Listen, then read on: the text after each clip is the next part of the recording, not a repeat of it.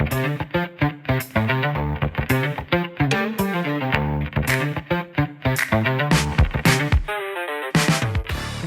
to Beyond the Call, an I-24 podcast. This is episode 4, and I'm Nancy Breitman, Director of Sales and Marketing and your co-host.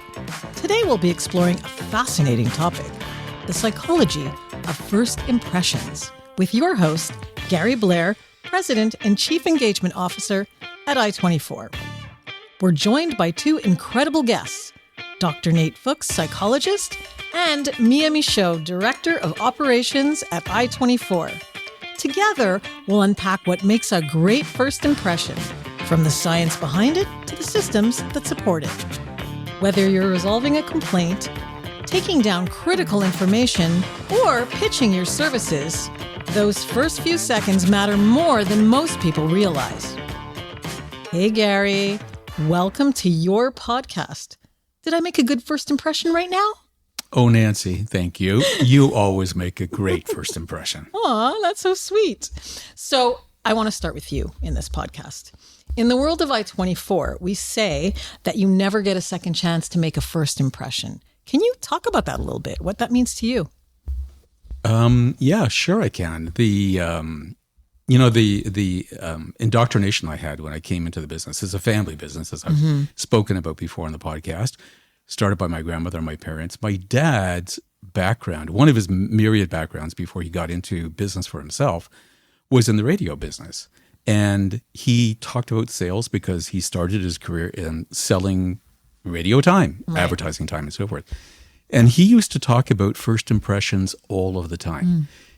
You know, studies show that you have about 6 seconds to make that first impression, and the next 30 seconds after that establishes more of what your credibility is all about and so forth. And that's just a human thing. That's not being in the call management business. That's not being in any particular domain per se. That's human interaction. Human beings tend to make assessments very quickly. This is something that science will tell us goes back to our early ancestors, when a first impression or making quick decisions meant the difference between life and death. Right. And we carry that with us to this very day. So you know what? That's a perfect segue to introduce Dr. Nate Fuks. Welcome to the show. Thank you. And I love the idea of thinking about what happens in the human brain when you hear a specific voice for the first time. Could you talk about that a little bit? For sure. So in the first split second, our brains do two things at once. First of all, we decode the content, what was said, what was mentioned to us. But the second thing is we sample the tone. And that tone, and in psychology we call it prosody. It's the melody, it's the pace, it's the pitch of the voice. This is a first signal for us to understand, is this person safe? Are they competent? Are they here to help us? So our nervous system, as Gary said, science confirms that, make those snap judgments incredibly quickly. Sometimes just one word, hello, for example, is enough for us to come to some type of conclusion. And usually it's our nervous system responding. So it might be not as driven by our cognitive understanding or reaction to content, but really our reaction to the prosody, to the tone. Wow, that's super fascinating. Mia, I want to bring you into the conversation. And of course. I would love to know, in your opinion and your experience, how does the agent's approach to a call shape the entire call in terms of their first impression?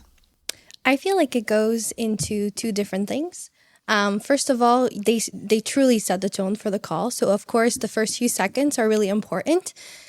And it's really to make sure that the customer feels heard and understood. And so that's really important. But I feel like it's also a very big asset to their performance, because if they do start those first few seconds, if they first start these few seconds of the call very confident with a nice tone, they will usually push through the rest of the call with that same attitude, and their performance will thank them for it. Wow. That's something to think about, you know, and I'm wondering if agents, do you think that they have that kind of awareness? Like, what kinds of things do you discuss with the agents? I know we've covered sort of the training aspect in previous podcasts, but from your perspective, what how aware are they of this process when they're speaking to our callers? Well, emotional intelligence is a very big thing that we are looking for, especially when hiring and in our training. Emotional cues and the way people it's not necessarily what they say to us, but it's how they say it. And it's our cue to find out how we should react and reciprocate whatever they're saying to us and the attitude that they're bringing into the conversation. So we do teach that to our agents specifically through role playing. So we will mostly do the same type of interaction, but with different types of callers to see if they're able to pick up on the differences and see if they can actually adapt themselves to the caller. And for example, someone that's really rushed and in a hurry will sound different, and the agent will have to be very solution focused rather than someone who really needs reassurance, need empathy. And so they have to be able to go from one call to another and adapt themselves to the caller to really give that good first impression, no matter what the caller is bringing to the call. So in terms of balancing out because our agents have to ask a lot of questions often, right? They do. In the script. A lot. And so how do you think they balance out the difference between sounding real, authentic, and empathetic, or sounding kind of robotic, which I know this is a little bit of a personal pet peeve of yours. Yes. And definitely. could you unpack that a little bit? Yes. So, of course, our agents answer a lot of accounts, and so they do have script. And I find that a script is like a foundation. It's there for you. It's a guideline, but it shouldn't be your main focus. The words, if you focus on the words of your script more than on what is being said, the caller will not feel understood, and they won't feel like they're truly being taken care of. And that's really important, because I feel like in our world, especially right now, we are very mental health aware. We are very focused on being respected and being heard. And I feel like you can truly see that shift that's that's happened right now in the recent years. Right. And I feel like, yes, the script is nice, but our agents have to be able to truly hold a conversation and listen, not to just answer, but to actually understand whatever the person is bringing to the conversation.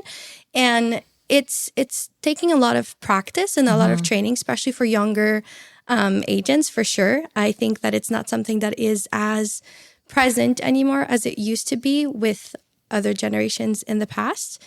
But we are making it work, especially with a lot of training and a lot of simulations. Right. That's what we do. So I want to open the conversation a little bit, and I want to get back to Gary. So Mia, you mentioned over generations, and I think that's a very, very pertinent point in our business. So Gary, what's your impression of impressions when it comes to generations, in terms of your thoughts, your experience in that regard? Oh boy, that opens up a realm of possibilities of a very long discussion, but I'll try and keep it short, which is always a challenge for me. No. Yes. I grew up in a world which was a lot more formal than it is nowadays. And when I say formal, I'll be specific. I used to wear a suit and tie to work. That was sort of the standard fare. There was not even a question that a young man in any kind of a management position, certainly not in a senior position, would ever even think otherwise. We had a decorum. We knew how to interact, how to show the type of respect that we were raised to show to people who were the next generation up from us and so forth. There was much less fluidity between younger people and older people. And I find that as the world has gone on, let me just talk about dress code for a second. So when we started the business, I just talked about suit and tie. And then ultimately, many years ago, we moved to having casual Fridays once a month. Right. Wow. So the last Friday of every month was Casual Friday, and everybody so looked forward to it. It was like a really big deal. And then very quickly after that, it went to Casual Fridays every Friday. And then it became, you know what, if you're doing your work and you're really comfortable in doing it and you're wearing at least an appropriate attire, does it really matter what you wear in terms of what your performance is all about? Especially for us who live and work in a world where we're mostly dealing by phone with customers. Right. So in that same regard, I find that the entirety of society is a lot more relaxed than it used to be. So I have staff now that address me by my first name, and that's even before I say, feel free to call me Gary. when we're in front of a customer, we act usually a little bit differently, a little bit more formality, but that's trained in now because it's not something which is a natural in the world. So voice communication over the phone. I mean, from the days when I was younger, we were working on the old Lily Tomlin switchboards, that sort of thing and so forth. That was the way where the world, we never, ever, ever addressed a customer by their first name. It was always Mr. or Mrs. or Miss. And that's completely changed now. People are looking for a different sense, a different feel in society in general. It's more about the interaction and, as Mia was pointing out, being heard, feeling that empathy, that sort of thing, and coming up with, as much as possible, first call resolution. Then they are really about the formality of how they should be addressed. That in my world now is very secondary. I love that. Even in our Award of Excellence program, we have built in the fact that, which is North American wide. So there's a lot of different ways that people address in different communities, especially on the US side. And so words like okay, which before in our operation were forbidden because that was considered to be slang. That's something we use all the time. Now, you don't use that obsessively in a conversation. It's not okay and okay and an okay. But to use words that just were not in the true sort of formal business vernacular when I was younger. Right. It's commonplace nowadays. It's expected nowadays. So I'd like to get back to Nate because I think what's one thing that's really important in our business with our clients and our callers that call in, they have issues sometimes. There's something big going on in their world. Emotional safety. How does that tie in terms of when you make an impression and could you connect those dots for us in terms of how do we make somebody feel emotionally safe in one of our conversations with our callers? Great question. So emotional safety is something that has become part of our pretty much mainstream culture. Right. People expect to be treated with respect, to be reassured, to feel understood. While speed of interaction matters and customers expect these interactions to be effective and speedy, on the other hand, the empathy matters, the tone matters. People really want to feel understood. They want to feel heard. They want to see that their emotions and their experience are considered not just as a part of the interaction, but as an overall part of the experience. So once again, going back to prosody is something, for example, that is making people feel that the client, that the agent on the other end is more authentic, that they're really meaning what they're saying, and what we call in psychology co-regulation. So prosody is something that we use in our voices, this sort of variation in our voice, in our tone, making it more melodic, more sing-song-like. These type of interactions and this type of interventions, so to say, in our language, would make the client feel more heard, more understood, and more safe. That is so fascinating. And I'm wondering, can you teach that? Should there be traits that we look for in terms of when we hire agents to talk to our callers? Are there authenticity traits? Are there signs? What could we do to improve that process from using the framework of psychology? Absolutely. So the answer is that some people are more natural at it, but it's definitely something that can be trained. These are very much coachable behaviors. Something that you can teach your agents, its pace, pitch range, first sentence structure, reliably change how we are perceived in experiments demonstrates that these are the traits that customers are looking for. So with feedback and practice, with sort of interaction, practicing and giving hands-on feedback and making the agents use it, for example, in role plays, and trying to integrate that feedback that they receive immediately into their further interactions, this definitely can be something that can be trained and fostered as part of the culture, as part of the training.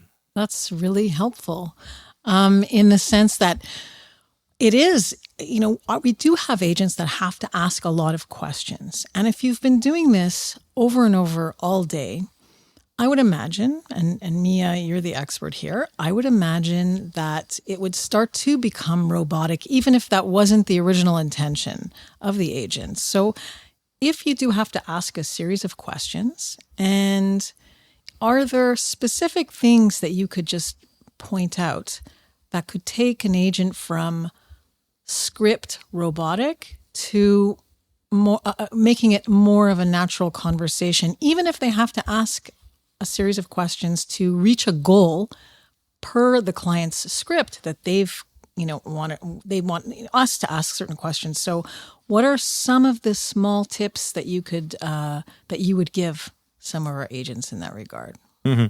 In terms of small moves that can be very helpful and very easy to train are, for example, micro pauses and smiles. So take one calm breath before you speak. This communicates composure to the potential client. And smiling, and it might sound very cheesy because we hear this advice quite often, but smiling, even when you're talking on the I'm smiling, other I'm end smiling. of the... Right? This was not a cheesy smile. Everybody smiling. You see how our interaction changed right away, Yes. how everybody felt at ease. Yes. People's even shoulders went down, for example. So clients, even if they're connecting over the phone, even if they don't see the face of the agent, they would still perceive that smile, and that would put them more at ease, and that would make the communication and exchange more natural. Wow. Can I Gary, add to that, Nancy? Yes, please do. Of course. I'm having a really hard time controlling myself today. I was just going to ask you to jump in. We actually send desktop mirrors out to our agents when we hire them. That's one of the practices that we do on a regular basis. And the reason we do this with an explanation to them as to why we're sending them is most of our agents are working from home post-pandemic. As a matter of fact, probably 99.9% of our agents are working from home. And that can be very isolating, as anybody who works from home knows. And we kind of get in our own heads, we kind of get in our own bubbles. And so we send out this desktop mirror because we want our agents to be able to have something to move away from their screen for a half second to catch themselves and catch their facial expressions so they can see if they're looking like, well, as Nate was said, like not relaxed, not composed, if they have that look of stress on their face, because the whole idea is that if you can see what you look like, you will know how you're sounding, and that will give you the cue to kind of like, oh, relax a little bit, calm down, nothing to be stressed about. We need to smile in our voice. We talk about it in the industry all of the time. I can hear your smile. Yeah. It's very true. I think this is a really fascinating topic, and we're so used to what we do every day that I think we take certain things for granted.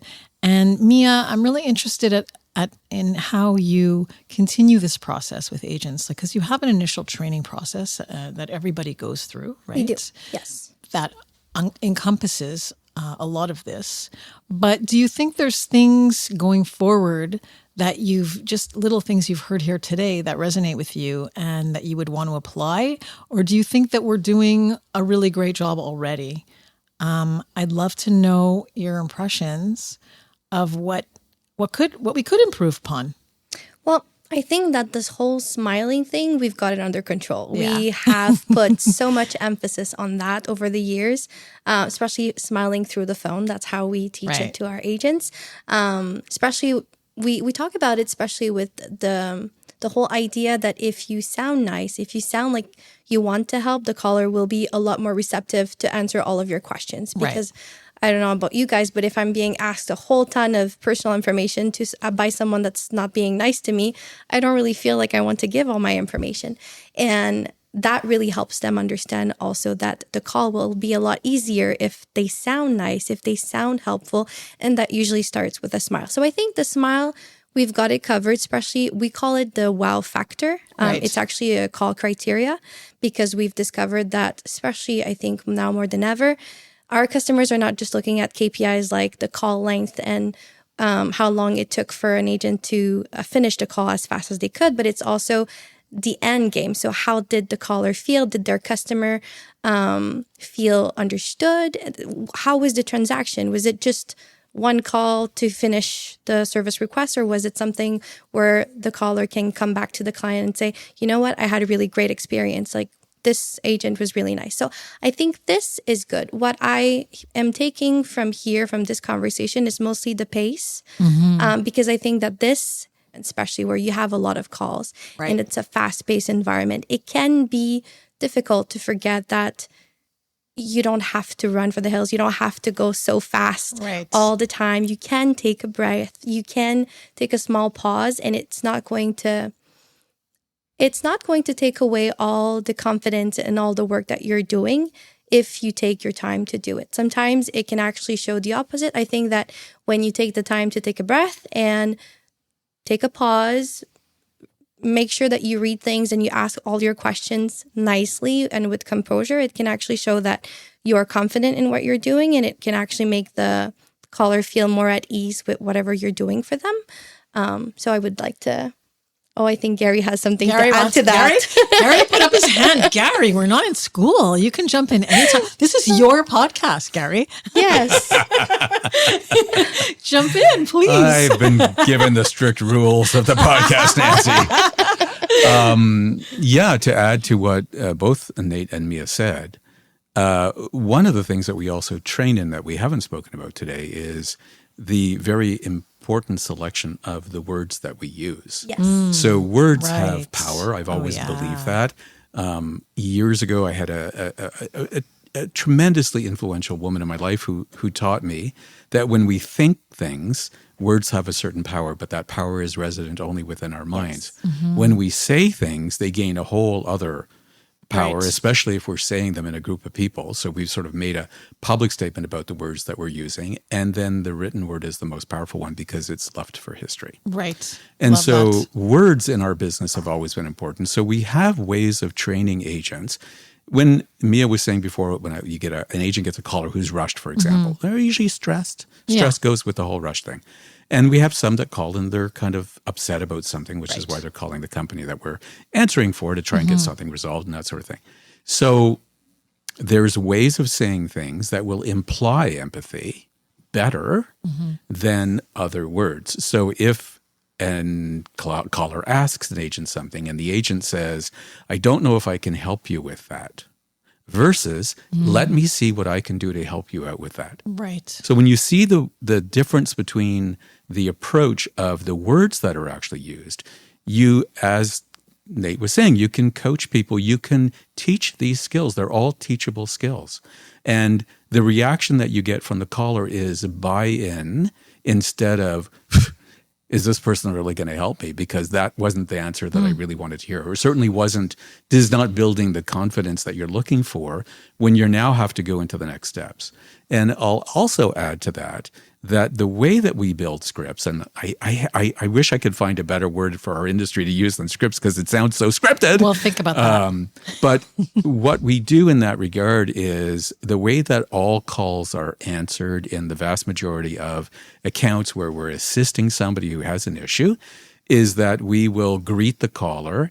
And then once we determine what the caller is calling about, we then have an opening phrase. So that will say to the caller, okay, so if I understand this is your issue, and you know what, I'm going to take down some information from you. I'm going to be able to reach out to the on-call who's going to call you back. You'll probably get a call back. You should expect to get a call back within 15 minutes after we finish the call.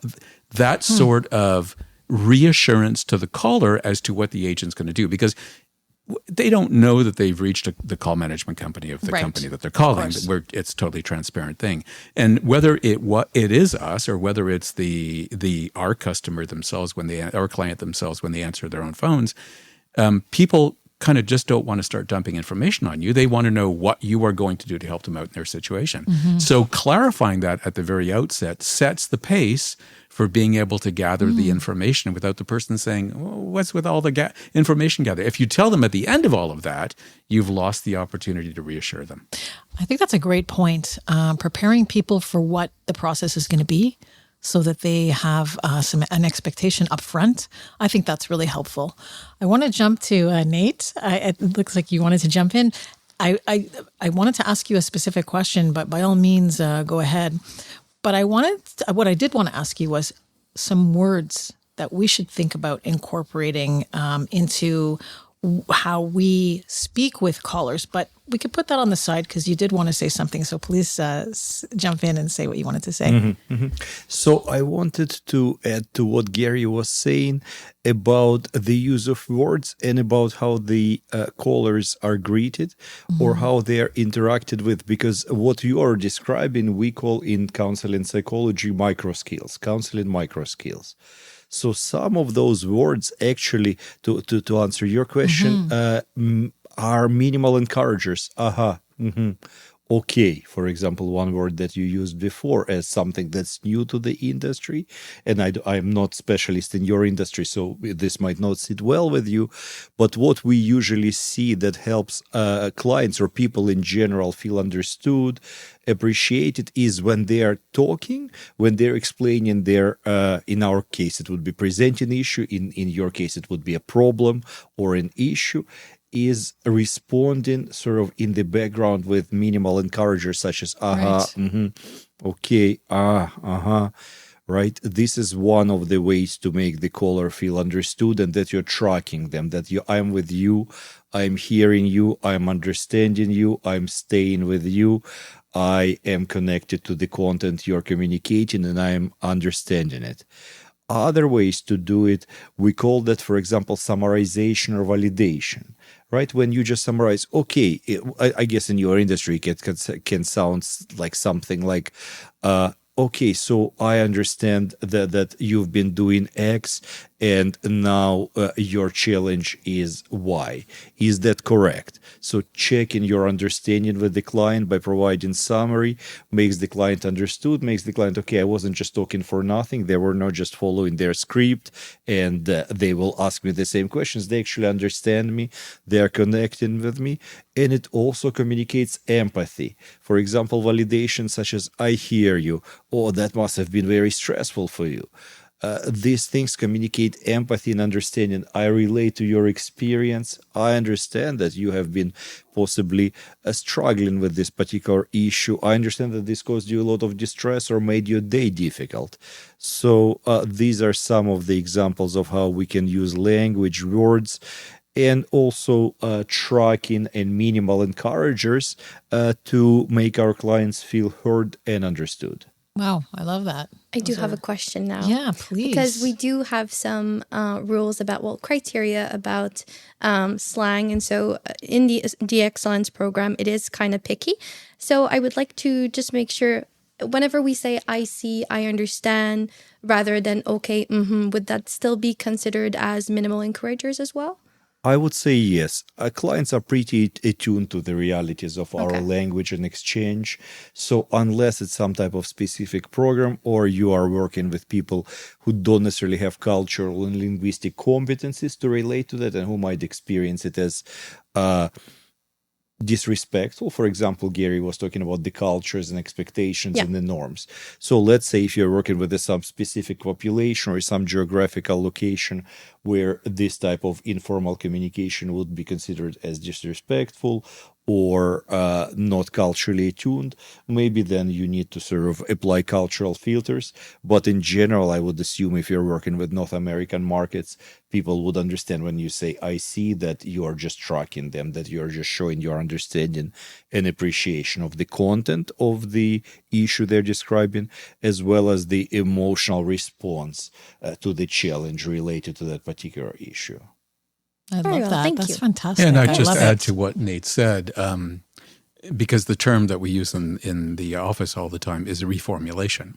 So we do it on every single call. So once the call has finished, in other words, the agent has captured all the information that's required and so forth, we will summarize what the information that we've actually taken from the caller, their name. We always repeat the phone number to make sure that the phone number is correct, as been marked down, and a brief reformulation of what the issue was. And then what we do is we have our closing statement. So our closing statement is now informing the caller again, leading off from the opening statement as to what the next steps are. Even if we said it at the very beginning, we repeat it at the end of it, Because again, a lot of people are calling us and they could be distracted. They could be doing multiple things at the same time. They could be stressed out over something that they're having to call for. Some of our clients their customers are in very stressful situations. And so repetition is better than not. Right. Because it makes sure that you have 2 attempts to actually reassure the caller at the beginning and at the end what's now going to happen. Right. So you answered my next question before I asked it. You're welcome. But it's okay. It's okay because you gave me a very good Because first it's impression. and it's my podcast. It's your podcast. I will adjust.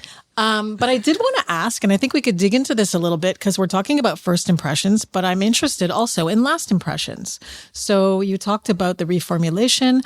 What else can we do, Nate, to finish the call? So what the last impression we leave with somebody before we hang up, what do we want them to feel? And what can we say besides the reformulation? So there is 2 ways we can approach reformulation. What we call in psychology paraphrasing. So that would be focused on the content. So thank you very much. So I guess we've addressed your issue with X. Is there anything else? That's what I usually hear as a client. Is there anything else I can help you with on one hand? And then there can be also a reflection of the feeling. Okay, so I hope that this helps, puts your mind at ease because the issue has been addressed. I love that. So this is something that can be done. And also when you're closing the session off, what can be done is different type of summarization. You call it reformulation, Gary. I can call it a summarization, but it can refer to both. And that's when we can do some signaling, planning, sort of setting up for the future, for example. Okay, so checking in that there is no other issue that you need help with. If you ever need to reach us again, you can reach us this way or that way. So you're sort of reassuring the caller that if they have continued to have this issue or challenge, they can always reach you. So that also sends a reassuring message. Sort of, we are always here, we are always available, and we understood the issue you were dealing with today, and we will be able to help you with that in the future if you end up having similar issue or a different type of challenge. What do you think of that, Mia? I do like that. I think that it comes very naturally to certain agents, and I think that it's something that we have to teach to others. I think that for some reason, the background of certain agents have to do a lot with it. A lot of people have that natural connection with people, and they're really looking forward to talking to people, and they just have that very naturally. And it's not scripted, that part, Nancy. It's just something that agents do. But we see it very often, especially the sentence that Nate said about, is there anything else that I can do for you? I think that this is something that happens very often in calls, or do not hesitate to reach us back if ever something happens again. So no, I think that there's definitely some thought to bring back home and maybe work a little bit on our training to make sure that the last impression is as good as the first one. Gary, any comments on that? Well, again, coming back to the whole idea of recruitment, we talked about that a little bit earlier. What's super important, as Mia's pointed out, and I think Nate said as well, in the recruitment process, what we're looking for are talkers. Right. What we're looking for is personality as much as we are looking for specific skill sets. Right. Because personality is something which you can train tips and tricks. You can teach people words and so forth and so on, but you can't change somebody's fundamental personality. And we want that in the wow factor. We want that in the bubbly factor. We want it to sound super genuine, super authentic. And some people just have it naturally. And some people who are more reserved can be even more empathetic than somebody who I would refer to at the outset of this as a talker, but they will not express it naturally. And so it's really a shame, but it makes a world of a difference actually between how they can actually perform and how natural they can sound, because it's one thing to use all the tips and tricks. It's a different skill set entirely to do it in such a fashion that it does not sound as if it's scripted, if I can use that word again, right? You really want to make the call sound as much conversational as anything else. Right. Very true. I mean, when you're talking to people, I've called, and we've all called different places, and we've all had very wildly different experiences, I'm sure, with different companies. And I do notice that certain companies you call, there is a consistency. No matter when you call, what day you call, you're going to get different people, but you're going to get a consistent way of being treated. And I think that's a very important thing. And I would imagine it's very difficult to have that experience, to ensure from our end that we are providing the same experience, because we have so many different kinds of agents. So Mia, what are give me a top 3 personality traits that you look for? And Nate, I would love you to weigh in on that when Mia sort of answers that question. Well, we've already talked about emotional intelligence, and so that ties into a lot of things, but I want people that can have a lot of active listening skills. That's a first. If during the interview I can barely place 2 words, that's not a good sign. So that's my number 1, active listening skills.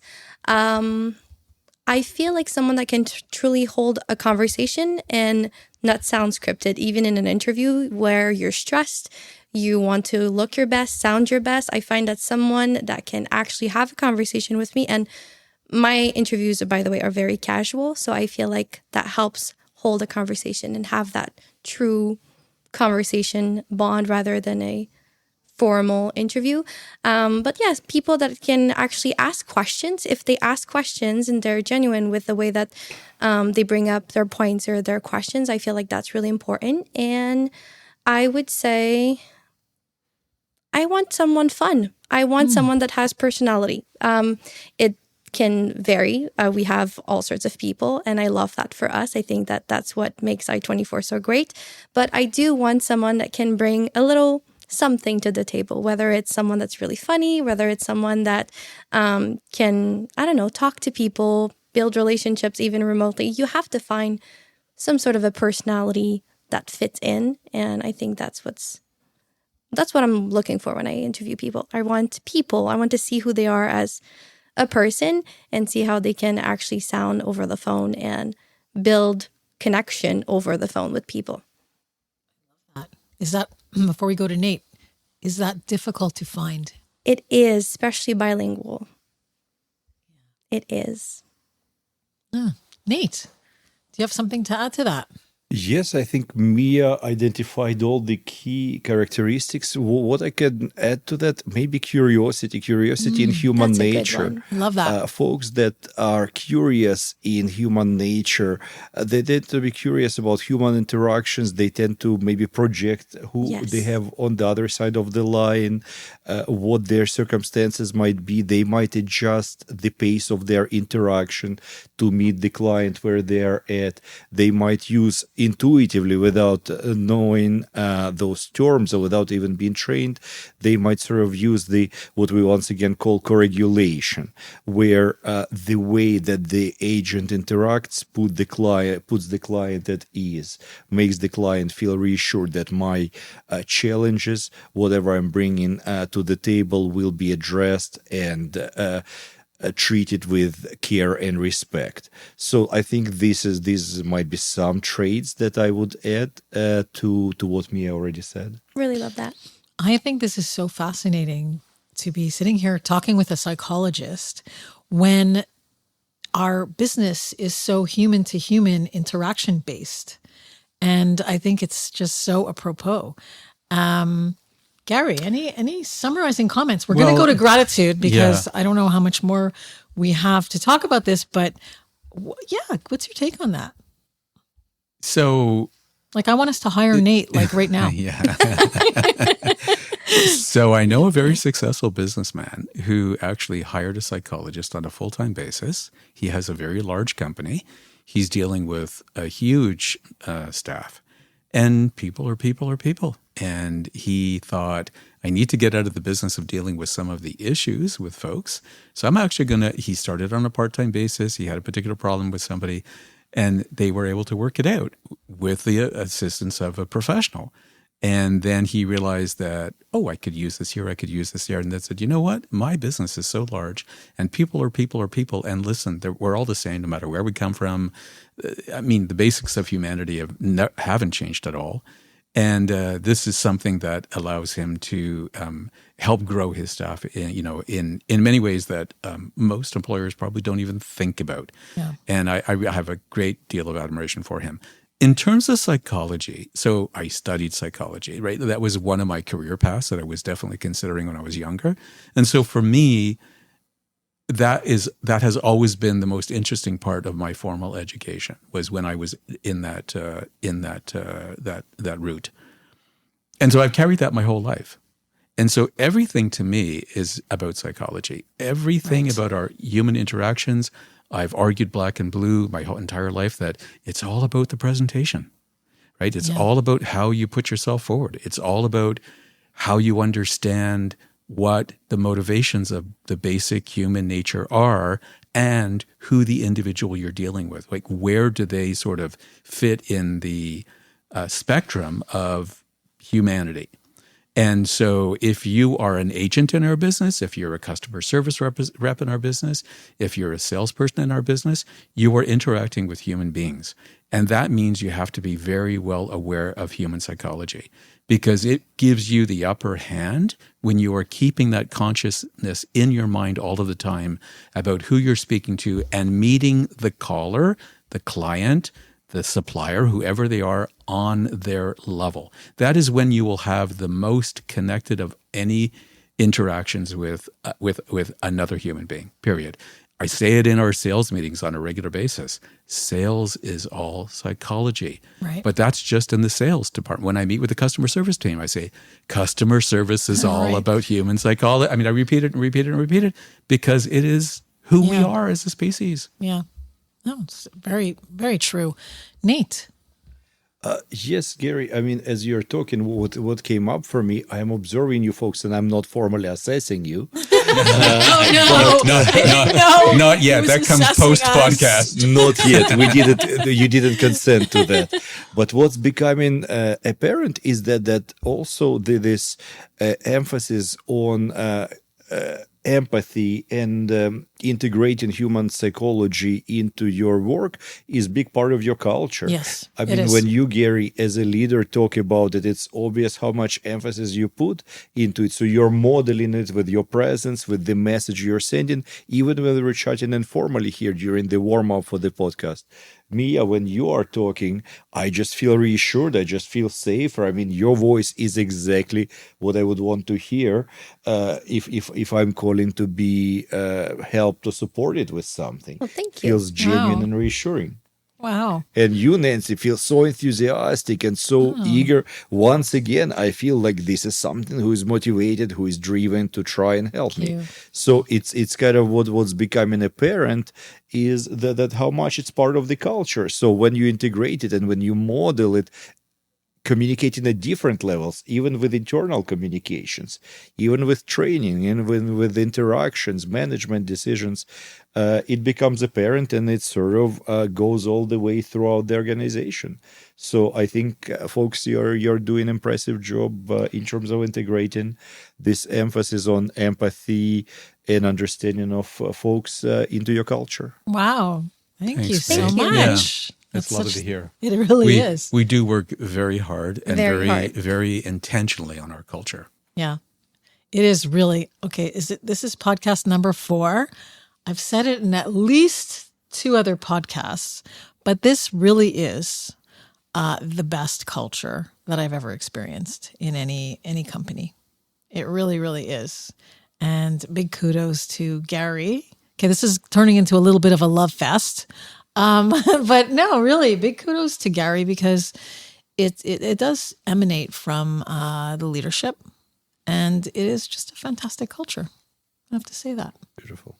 Thanks, man. So maybe that's going to be what I'm grateful for. I don't know, but if there's nothing else we want to talk about in terms of first impressions and last impressions, I would love to move to what we're all grateful for today. We always end our podcasts, and our external guest, Dr. Nate Fuks, I would love for you to lead the charge here. What are you grateful for today? Okay. Well, I guess we were all talking about the importance of human connections today. So what I tend to be most grateful for these days is those genuine moments of connection with my friends, close friends, family, including biological and chosen family. These are the moments when I can really be myself, feel safe, and feel hopeful for the future in our very turbulent times. That's nice. Thank you for that. Mia, what are you grateful for today and in this moment? I am very grateful to live in a place where we get to witness all 4 seasons. It was my way here was really nice. Nice. Gary, what are you grateful for today? I have 2 extremes. Halloween, Okay. one of my favorite holidays ever, upcoming, as you guys noticed coming in today. We've put our Halloween stuff up. But on a more serious note, I think what I'm really grateful for is what's happened in the Middle East over the last couple of days. And I genuinely pray and I hope that this is the turning point in the world where we can find a higher level of consciousness that will bring us to a much better place in terms of peace.